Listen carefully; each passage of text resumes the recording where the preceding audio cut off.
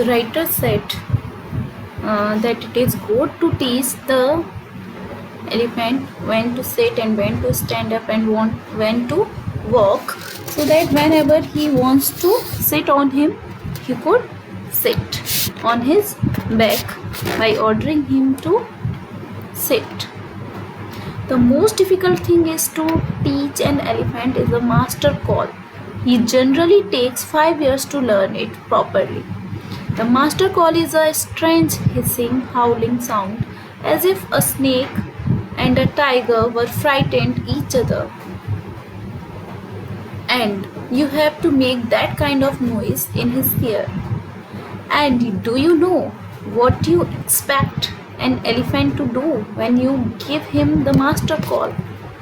If you are lost in the jungle and there is no way out and everything is black except the stars above, you dare not stay very long anywhere. Means whenever you are lost in the jungle, then what you can do, what can help you?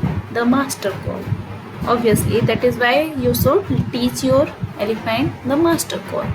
The only thing to do then is to give the master call and at once the elephant pulls down the tree in front of him with his trunk. This frightens all the animals away as the tree comes crashing down. Monkeys wake up from their sleep and run from branches to branches. You can see them in the moonlight, and you can almost see the stacks running in all directions below. So whenever you will make this call, if you are lost, then elephant will come running to you. You can hear the growl of the tiger in the distance, because even he is frightened of an angry elephant. Then the elephant pulls down the next tree and the next and the next, and soon you will find that he has made a road right through the jungle straight to your house. So in this way the elephant can help you. Thank you and have a nice day.